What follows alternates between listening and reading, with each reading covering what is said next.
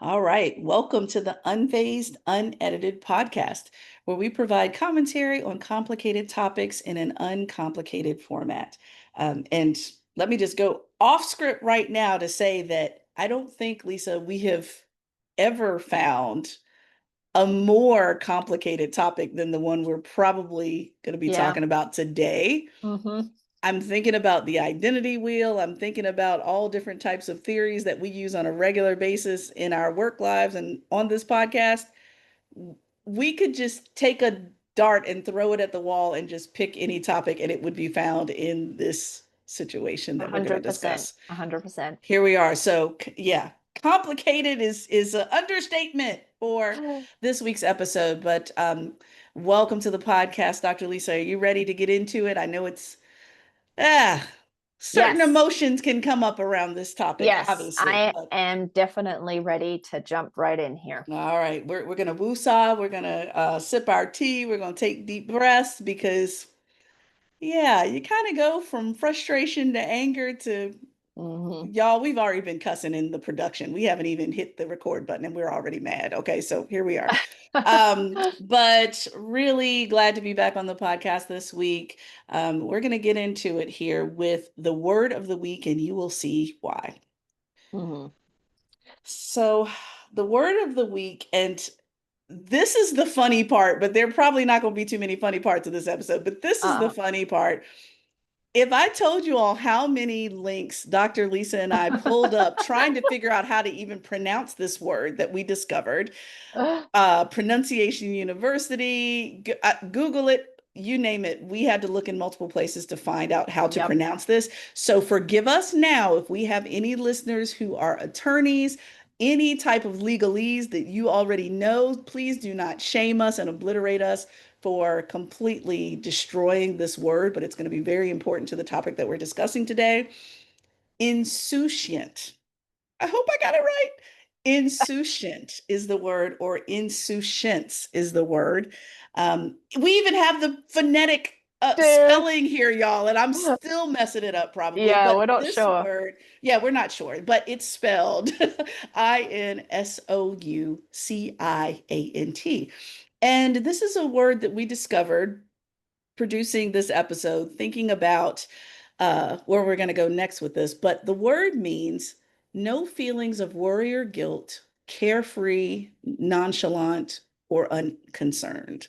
And the definition that I thought was really profound when it comes to this word, insouciance, the definition of lack of concern about something that might be expected to be taken more seriously. That one really hit home hmm for me hmm because we know that looking back, obviously, there's always signs of things that we could have done differently or better.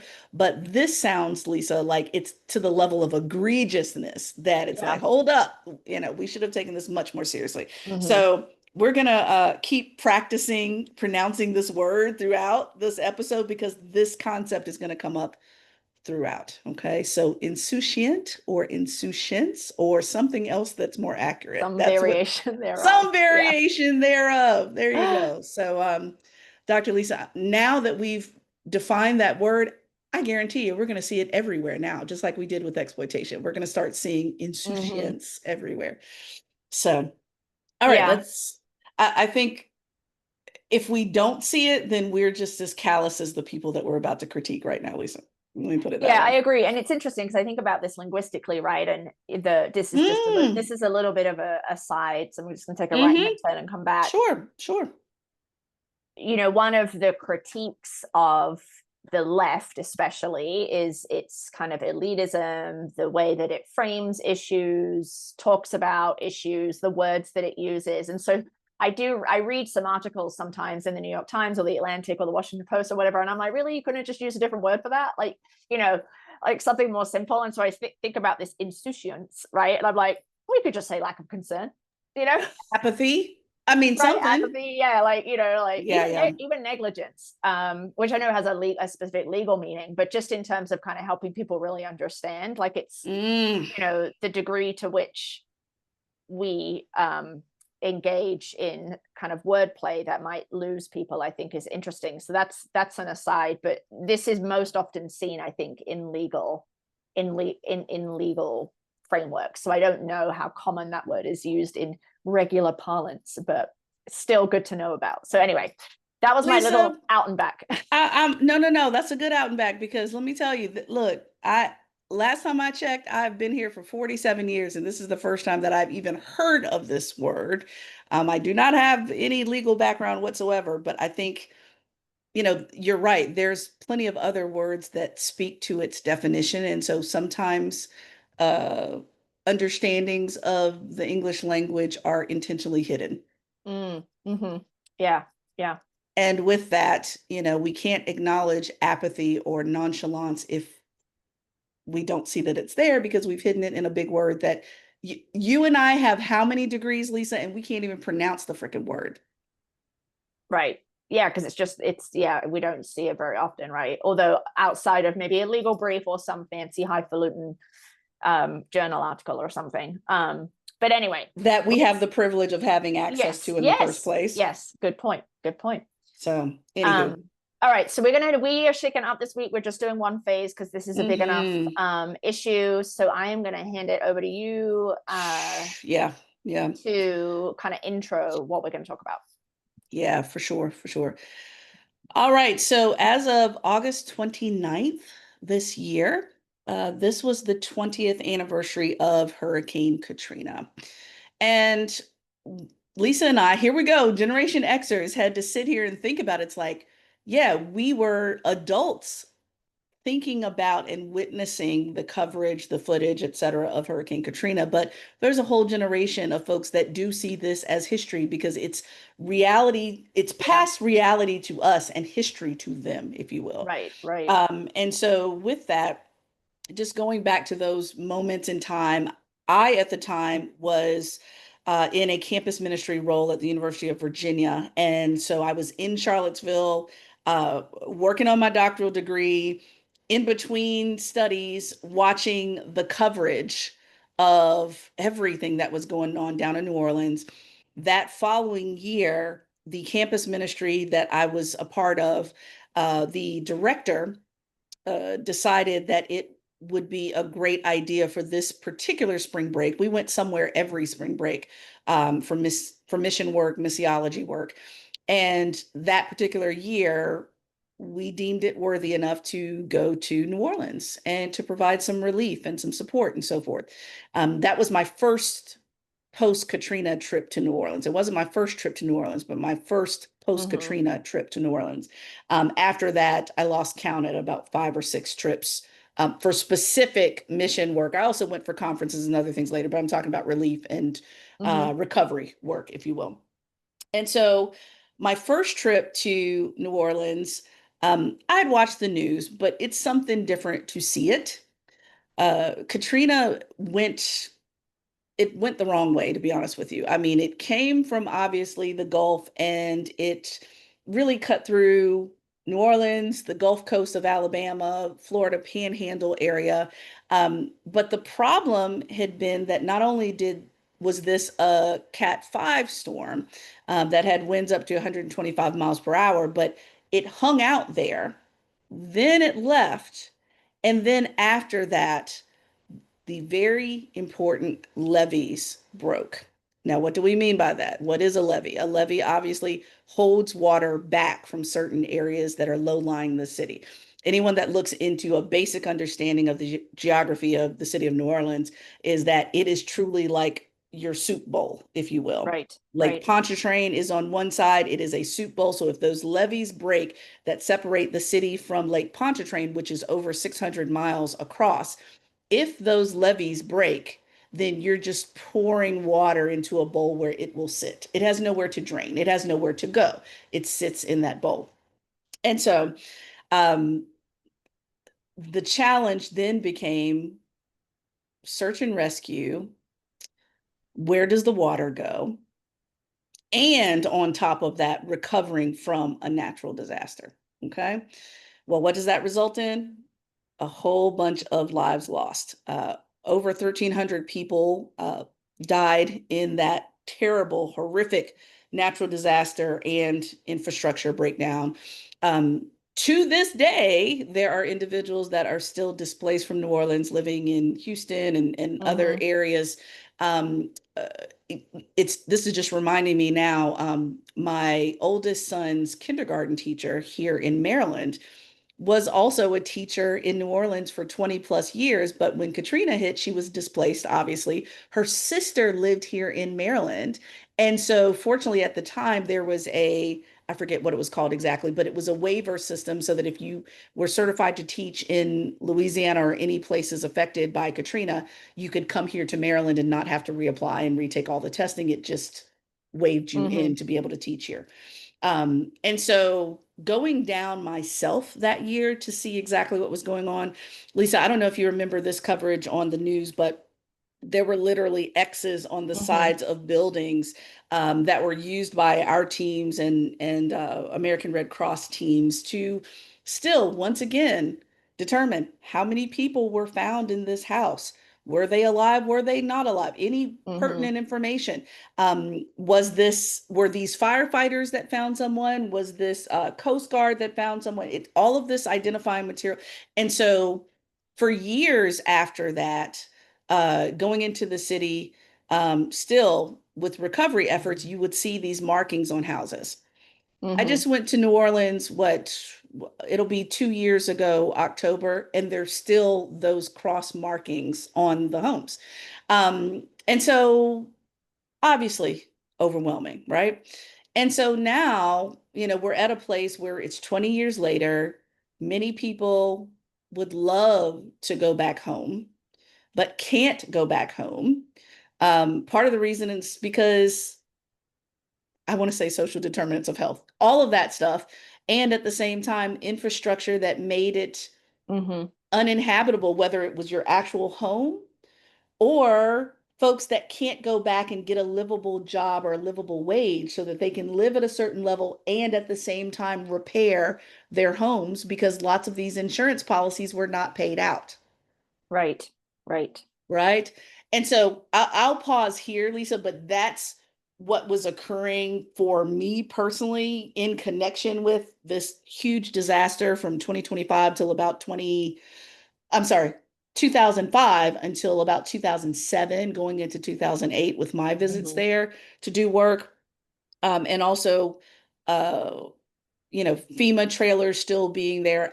I will say this, Lisa, using my mind's eye of going back to what I saw and what I know now, some of the most frustrating part of being an outsider looking in was that there were certain neighborhoods, certain parishes that were in such poverty, Lisa. You could not just look at a house and be like, oh, we need to go. This is a house that's going to need repairs or recovery, et cetera. You don't know if it was that way pre-Katrina or post-Katrina because of the neighborhood. Mm-hmm. And with that, that was disgusting to me in many ways, not for the wonderful people of New Orleans, but the infrastructure that failed them. Um, and I'm sure that that continues. And sadly, I would be interested in knowing what in the world has happened, if anything, to make sure we're not adding onto the list of natural disasters and infrastructure breakdowns that are just leaving them as sitting ducks, waiting for Lake Pontchartrain to come over those levees or another hurricane to come from any direction. Still very Mm-hmm. concerning 20 years later. Yeah, I mean, it is the infrastructure piece that you keep stressing, I think, is really important for folks to understand, right? Huge. Yes. It wasn't just the magnitude of the storm, it was the lack of preparation and the Hmm. kind of systemic failures, which we'll talk about here in a little bit, related to the levees. Hmm. Um, 1 year prior to Katrina, the city had gone through, I think it was called Hurricane Pam. It was one of those tabletop exercises where they kind of get all of the people together and they plan out what would we do if, and they were trying to go for that worst case scenario, right? And um, A there woman's was, name had to be the worst case scenario, too, well, by of the course, way. right? Of the many hurricanes, or But I think anyway, we've go talked about ahead. this before, are often named after women, Yes. right? Yes. Yes. Um, so yeah, so they had this experience, and then there were people at the I think it was Louisiana State University, where there was a kind of a climate or hurricane center. There's a guy that's interviewed on one of the documentaries I've been watching, and there are people that were warning, right? Like, this is what will happen, worst case scenario. As you had mentioned, New Orleans sits below sea level by like 6 or 7 feet or something. It's like dropped over time. And if you're closer to Lake Pontchartrain or the Mississippi River on the other side, you're at the highest points in the city, right? So there wasn't a lot of flooding, and that tended to be where the media camped out. So they weren't really in places that had been most heavily hit. But there was this tabletop exercise that happened. The learning from that didn't get implemented. There was a whole lot of denial that this Hurricane Katrina was going to be as bad as it was. Mm-hmm. No, Mm-hmm. they weren't planning for the fact that the levees might break. Yeah. Yeah. Yeah. And then, they only issued the mandatory evacuation order like less than 24 hours ahead of when Mm-hmm. landfall was predicted. And then you had a Mm-hmm. significant number of New Orleans residents who just didn't have the capacity, like they didn't have access to transportation, they didn't have the financial resources, That's they right. were elderly or in some way disabled or immobile, and they weren't able to get out, right? And so these folks were just stuck, and then the levees Mm-hmm. broke and the whole soup bowl, as you said, just filled up. And so it was a kind of they had the preparation, but they didn't implement the things. They didn't Right. warn people ahead of time, far enough ahead of time. They bussed people to the Superdome, right? So for that was like the shelter of last resort, and that Mm-hmm. deteriorated up. That just got very, very bad, right? Because again, they didn't plan, they The didn't have enough roof. food, they didn't have The enough water, the roof blew off, yeah, right. Yeah. And Yep. so Yep. this one guy that was interviewed, like, he's on his phone and he's doing like videos in the moment, but then he's also interviewed in this Hulu documentary. And he was saying Okay. it started raining inside the Superdome. So everyone is sitting there going, well, if the water is coming through in the Superdome, what the heck is happening outside of the Superdome, right? Hello. Um, Hello. and so the Superdome wasn't flooded, Mm-hmm. but the Hyatt that was right next to it, which a lot of like the mayor was at and other people, the whole, like, it was kind of like a cylindrical, like Mm-hmm. a half semicircle hotel that Mm-hmm. had all glass for the windows, and all of the windows were like blown out on the Hyatt. So like it's basically you can just see kind of like the crisscross of the steel or whatever that makes up the frame of the. Yeah. Yeah. You could see the actual beds right Yeah, there, like yeah. beside the window. Yeah. And that was like next to the Superdome. So Mm-hmm. Yeah. so I think essentially you have these canals running down through New Orleans, and there where Mm-hmm. the levees are, and in places those levees collapsed. Mm-hmm. In places they weren't even completed. So, and then Mm-hmm. you also had gaps in the levees to allow for bridges to cross these canals, and they weren't Mm-hmm. fortified effectively. So you think Right. about the infrastructure, right, that just Mm-hmm. completely failed, and policy decisions and cost savings, I think, was one of the primary reasons why these levees were not as fortified as they should have been. Um, Mm-hmm. Yep. and the other piece I just want to mention is there's a lot of swamps around New Orleans, Ugh, and over yes. time they have been degraded. So all of these cypress trees that were in the swamps have historically acted as like a natural barrier for like swells. And so a Mm-hmm. lot of those trees had died, and so they were getting like less dense. And so then this kind of natural barrier, and that was particularly relevant for St. Bernard's Parish, that's on the east Yes. side, I believe. And Yes. so that Mm-hmm. was most heavily hit by the hurricane because it missed the city, it turned and it went right over Mm-hmm. St. Bernard's Parish, where they would have had perhaps some natural protection from these swamps. But again, Mm-hmm. this guy at LSU had been like saying for years, like, this is a problem. This is a problem. It feels like those movies you see, Shaunna, where like Yes. that Morgan Freeman movie from years ago with this asteroid. I can't remember this, but there were several of them, Yes. right? Where you've got the Mm-hmm. one scientist who is like, hello, it's a problem. Exactly. It's a problem. And everyone's like, oh, don't worry. What just going to happen? No, it's too much money, blah, blah, that whole stuff. And then the thing happens, right? But here's the thing though. Here's the thing though, Lisa. In the Spike Lee joint where he talked about this specifically, he had a clip of then Governor Blanco saying, we just need to believe in the power of prayer and pray it Oh away." no. Okay, let me go ahead and mark this episode explicit because I'm thinking, bitch, what? You are the fucking governor of an entire Right. state, and your plan is to pray it away? And Yeah, that's a little myself, worrying, as isn't it? a Yeah. mildly faithful but mildly religious person, hearing that shit pissed me off. Yeah.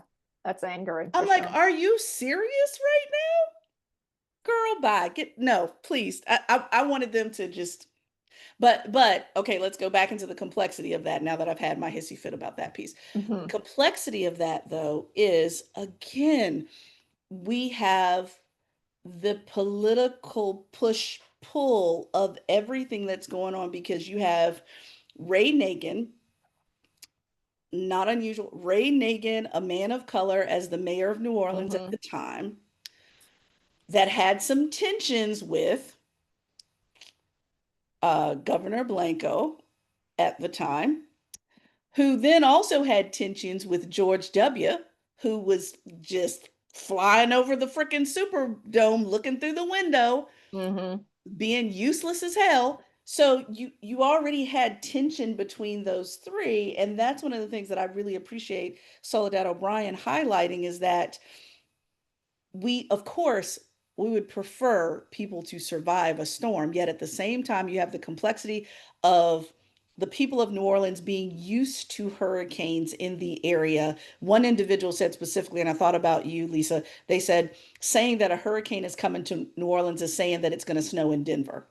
It's what we're Right. used to. We're Hmm. conditioned to hunker down. So you got the conditioning to hunker down. You've got at least three, if not more, politicians that frankly are like, if this whole shebang fails, at least I can blame it on you. Hmm. But let's blame it on everybody else and not take action.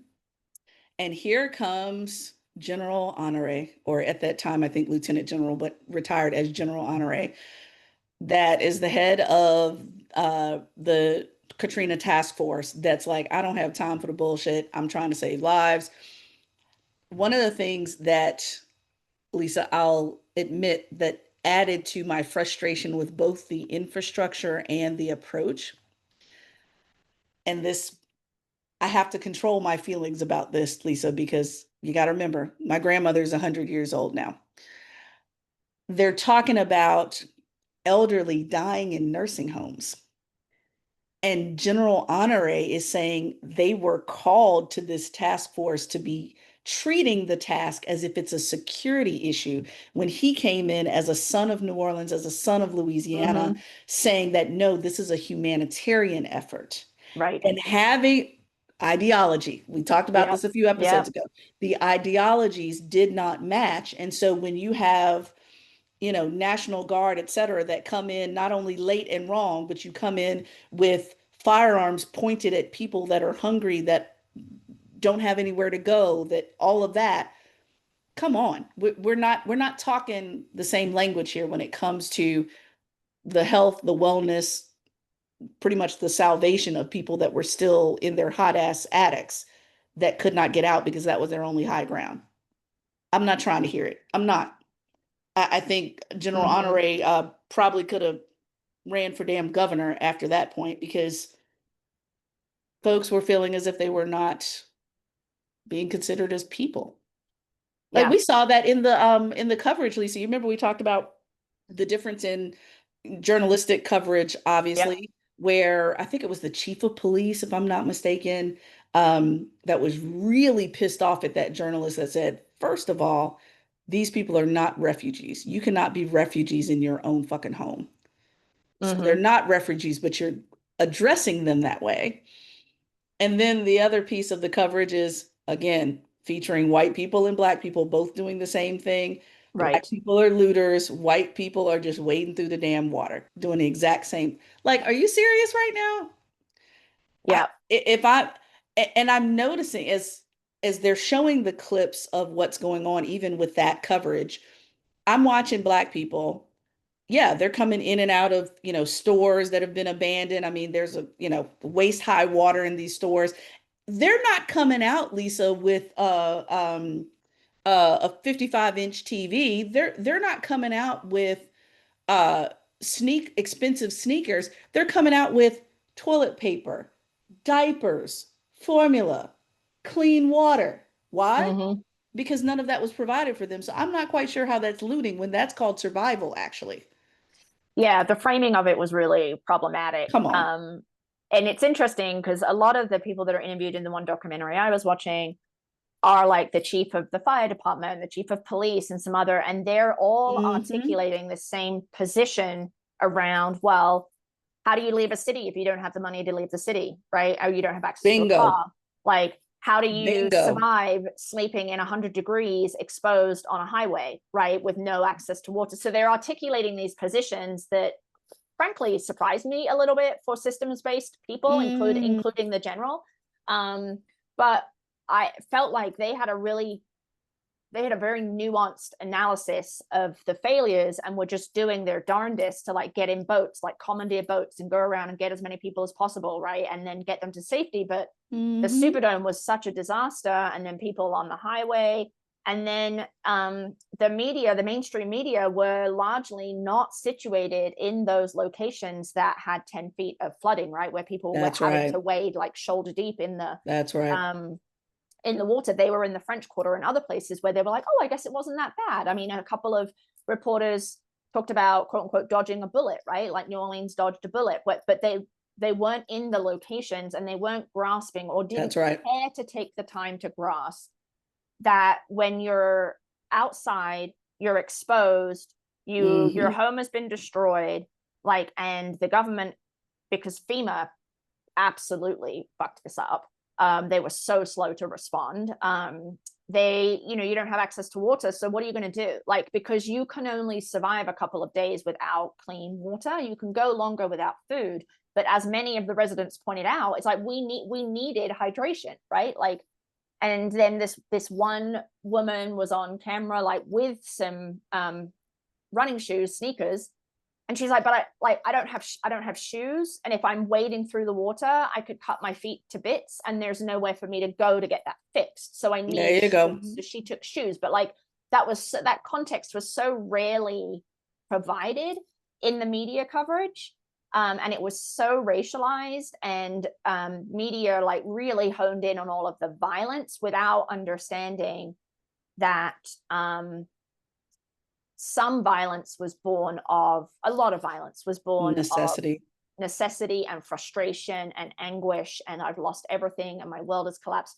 And there was this one resident who was interviewed in this doc, and she was like, yeah, some people were doing stupid shit, but for the vast majority of people it was, like you said, Shaunna, a survival strategy. And that piece was just absent from the media coverage. And I had only been in the United States 2 years at that point, and I remember Hmm. seeing that news coverage. Like, I remember seeing the difference and having that pointed Yeah. out. And it was kind of like part of my journey in understanding the ways in which media is Hmm. racialized, and in many, was the Yeah. coverage was pretty racist. Oh So yeah. Oh yeah. yeah, for sure. The I was actually talk so my dad gets a lot of coverage on this podcast. He was the one that told me about it originally. I had it on my list to watch it, but when my dad actually appreciates things like this and he's like, "No, you Mm-hmm. really need to stop and go watch it." And so I did, and we were kind of jokingly yet seriously kind of recapping on it. And there was a mention, and I forget which episode, one, two, or three, but someone mentioned neighbors hot wiring a car because they needed to get to higher ground. They had babies, they had elderly, etc. Mm-hmm. Hot wiring anybody's car out of a garage to get out of there. And, one of those gentlemen still sitting in jail to this day out of survival.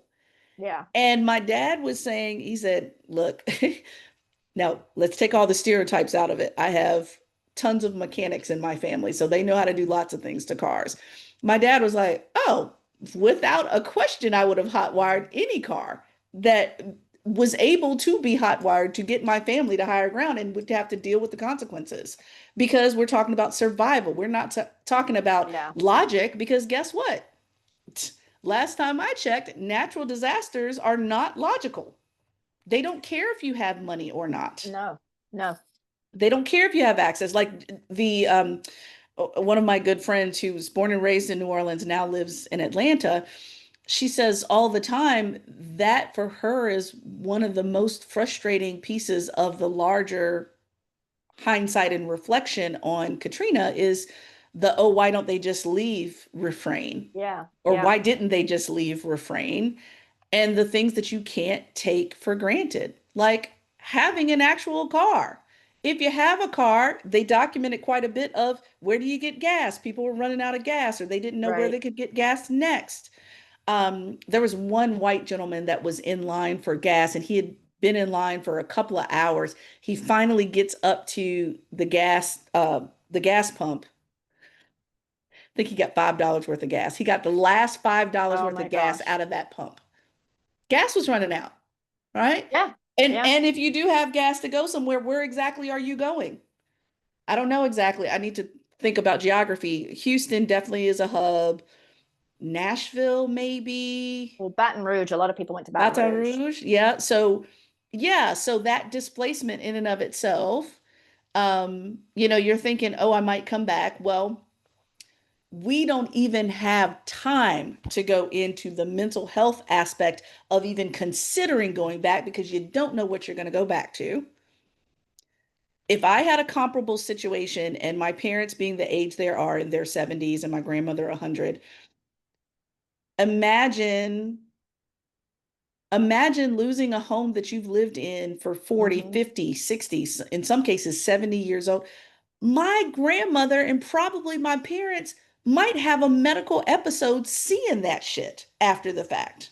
Like I wouldn't even want them to psychologically go see their home gutted out or their home just not there anymore.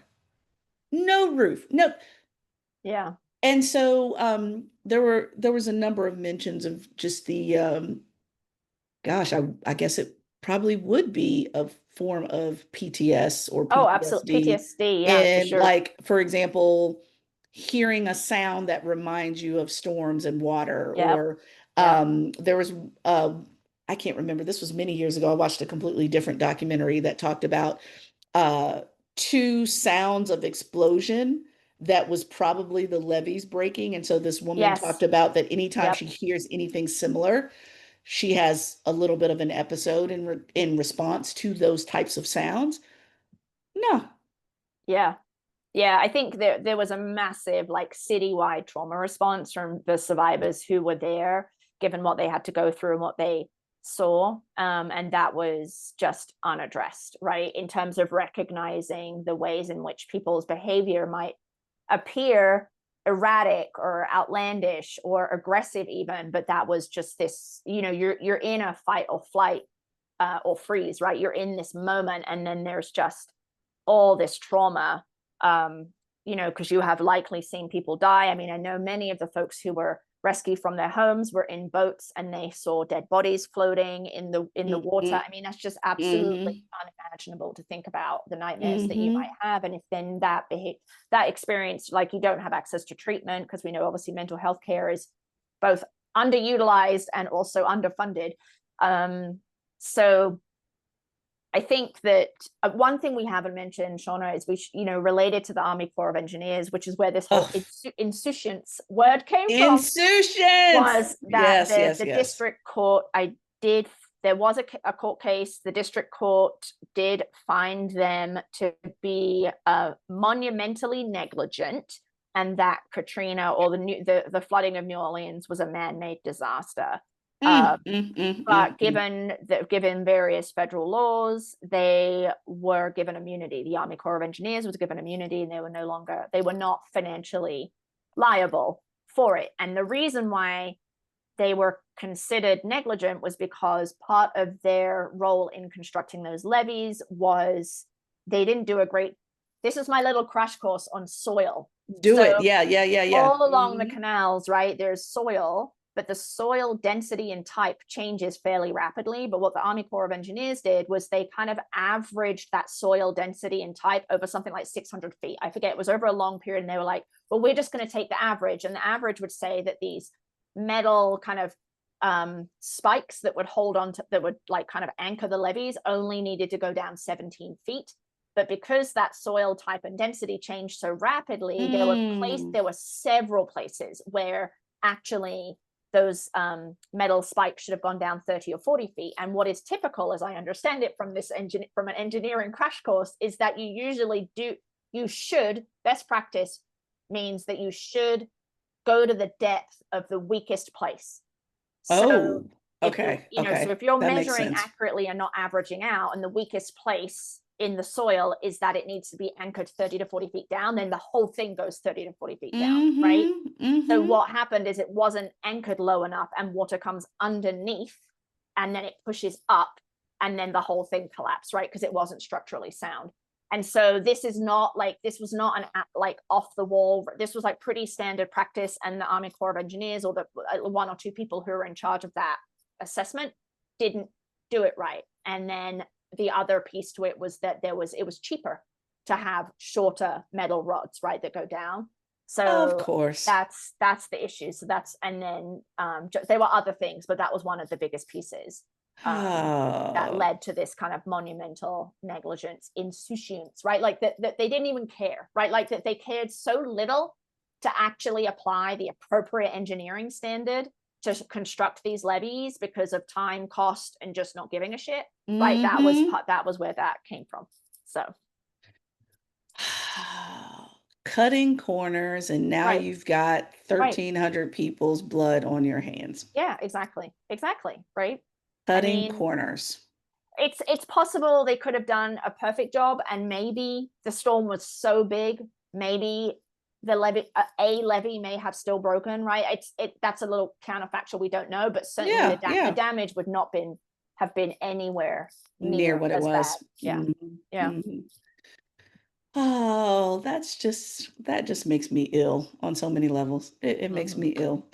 And well, here's the thing, Lisa. I would suggest we've kind of accidentally made a resource list when it comes to the coverage. I know we're at the 20-year anniversary, obviously, but there's so Mm-hmm. many people that have shown different perspectives. And I think what was really fascinating for me watching this most recent one on Netflix was that this was one of the times where we actually got to hear from people that were of multi-generational. So older folks who were actually there when Hurricane Betsy hit, which that goes far. I think that's 60. Let me double check my number here. Mid 60s, right? 65.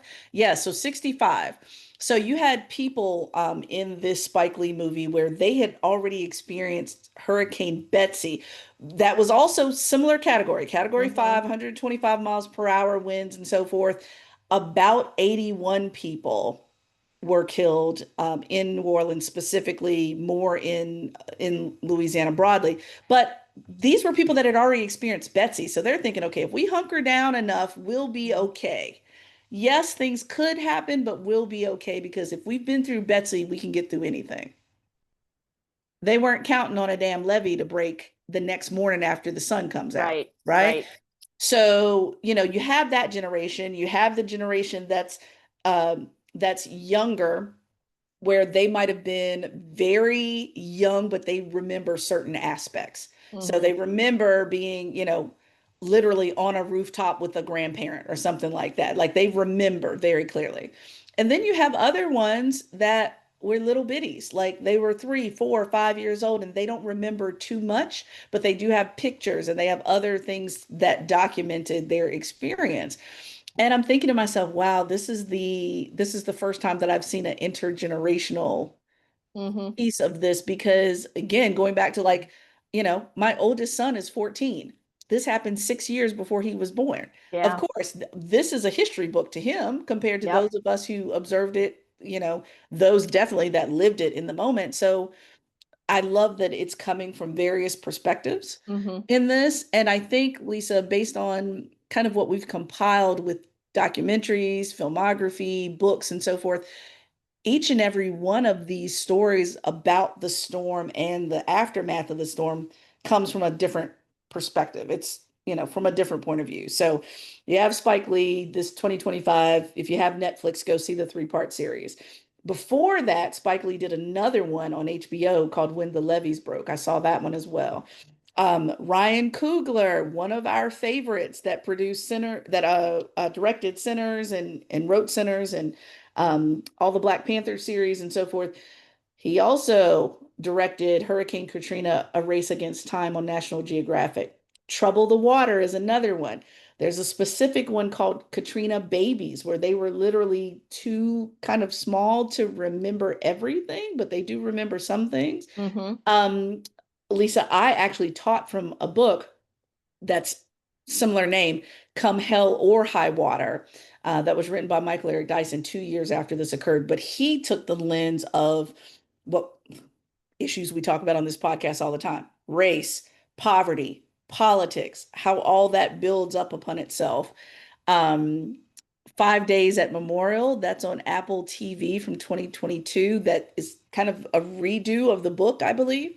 Mm-hmm. And then Douglas Brinkley wrote a book called The Great Deluge. And that one as well, again, these are all that have, been written and so forth over the last few years. So if you're not a book person or you're not a documentary person, there's more than one way to enter the experiences of these folks that are still grappling with this in very real ways. Um, and, I think kind of to put somewhat of a bow on this concept is that the folks, Lisa, to be honest with you, that were in charge during Katrina a lot of them are still here. And a lot of them are still reflecting on what happened and trying to figure out what can be done because there are some problems that preceded Katrina for decades, Mm-hmm. others that will persist beyond for decades, and trying to get a real grasp on how, in my humble opinion, this storm and the levees breaking simply revealed what was already there and magnified it in a very real Right. way. So a storm hits of this magnitude, people leave. They find out later on that, oh, I can make triple the amount of money that I made in New Orleans. Yes, New Orleans is home, but if I can go to Houston and teach the same kindergarten class for 3 times as much and have a better livelihood, I'm going to have to visit home. I can't go back to live home. That's a structural issue, Yeah. you know? Yeah. Um, Yeah. yeah, I don't know if they will ever be. Let me go back. I won't even say I don't know if they'll ever be resolved. I think that there is intentionality around insouciance. There's Mm. intentionality around being negligent on these issues to create what's already going on. I'm not Yeah. going to help you to get money to repair your home because I don't want you here anyway. Yeah. And, people disproportionately impacted were people of color and low income people, right? Hmm. Hmm. And people with disabilities. And so those homes that you visited a year after Katrina, many of them, as you said, are still empty because they didn't get That's enough right. money to renovate their home, or the money ran out, or they didn't get any money, right? And so they've been Hmm. permanently displaced. And then you add on the kind of cost of living / salaries and wages. And what does it mean to Yeah, stay there yeah. or to move? And so, that trauma beyond the day of the storm and the following day when Hmm. the levees broke, just all of that, right? Like leaving, perhaps your family has lived in New Orleans for generations, and leaving that behind because you're not able to Hmm. afford to stay there, and the support, the financial support Hmm. isn't there, is you know Hmm. really, really damaging. And I think one thing I want to, like, to kind of wrap up this conversation is I want to focus on, right now in 2025, we have an administration that doesn't believe in climate change, that is rolling back Hmm. regulations around weather forecasting, and, in organizations like the National Weather Service and NOAA. And so we are at this moment in time less able or less equipped to predict, track, Yes. understand Yes. the coming kind of like weather events, right? Like catastrophic Hmm. weather events. And so we That's are kind right. of essentially doomed to repeat the failures of the past. Hmm. Um, Mm-hmm. because of all this money that is being taken back, not given, people who have been fired with all this expertise. And so we're even less able to respond. And so New Orleans and cities like it that are kind of on coastal areas are even, are just at greater risk now than perhaps they were even 20 years ago. And with the desire to eliminate FEMA There messed you up go. in a massive way in Oh, for Katrina, sure. For right? sure. Um, but there were a lot of lessons that were then implemented organizationally within FEMA after it, from what I understand. And those lessons and changes organizationally are being rolled back either in whole or in part by the Trump administration. So Mm-hmm. all Mm-hmm. those lessons Mm-hmm. are being removed, which then creates we're just kind of again on the precipice. I mean, we're just coming off like a massive forest fire Oh yeah. season, right? And so how then will we be able to respond? What is our capacity? And the flooding in Mm. Texas, right? Same thing. Money didn't do a good job notifications, didn't install the flood warnings like they could have done, were denied That's grants right. to do that. That's That right. isn't going to get better under this administration. That Some doesn't of that in really. Hawaii as well. Some of Yep. that in Hawaii as well Yep. happened with the Yep. lack of notification and Yep. emergency. Yeah, all of that. Right. Oh, goodness. Well, I will say, let me just add to this piece, is that let me also add something a little. We should call this episode gumbo, Lisa. What I think might be it. Okay. A bowl of gumbo or something to that sort. No, because I remember I went into more than one of those FEMA trailers. Okay. They are not pleasant. If you walk too hard, your leg will go through the bottom of it. It's made of particle board many times. And so we know what happens when particle board gets wet, it turns into Yeah. oatmeal. It's Mm-hmm. nothing substantial. Yet while I was down there on one specific trip, there was a woman who had been living in her FEMA trailer for over a year. We were there to do restoration work, painting, all kinds of work on her home that still was uninhabitable at the time. And this wonderful woman who had been living in a particle board trailer for over a year made us the best pot of gumbo, Lisa, I have ever tasted in my entire life, even to date. You hear me? And gumbo is not cheap to make. Gumbo consists of very expensive seafood, and it's expensive if you had to buy it, but if you're a fisherman or a crabber or something like that. But otherwise, it's expensive to make. The fact that someone who had lost so much could give so much, that's a level of empathy that they were not afforded at all. Every time I think about that moment of her making that big pot of gumbo, I'm just ticked off more and more of the graciousness that she could have been like, get out of here. The people that were supposed to help us didn't come. You didn't come. So I appreciate that graciousness that they were never afforded. But folks, if you all don't want this to continue to happen, we are in an era of resistance that is just fantastic to me, Lisa. And so we have to continue resisting all of that stuff in regards to trying to get rid of FEMA, trying to cut back the services of NOAA, so forth. Call your congressperson, right? Vote for people in midterm elections that believe in climate change and are ready to go tooth and nail on supporting the responses to it. There were a bunch of folks in Army Corps of Engineer and elsewhere that Mm-hmm. believed in Mm-hmm. climate change and had the data to prove it, but they still did nothing about it. Right. Right. So respond to it, connect with your local city, county, state emergency services. I don't know about you, Lisa, but I have the app on my phone. So if anything were to happen in my city or state, it just Yep. immediately Yep. pops up type of thing. Be educated on what you can and should do during a devastating weather event. We always think it's not going to happen to us until it Right. does, Right. right? Speaking to other people who happen to be uneducated or undereducated about such issues. Um, people, people, Lisa, who are underrepresented, undersupported, have been disenfranchised for generations can automatically assume that, oh, this is just one more thing to hunker down and deal Right. with. No, there's certain things that are not able to be avoided or hunkered down through. None of that. So speak to those people that are undereducated to let them know we must make a plan. And then hold your local news reporters and so forth accountable for inaccurate coverage, but especially biased coverage on how they are representing the lived experiences of an emergency situation for people, especially when the weather does not care what color you are, what sexual orientation you are. It does not care. It doesn't care. It's Right. coming.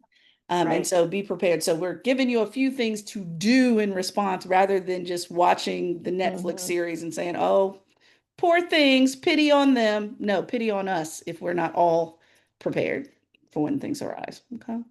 Yeah.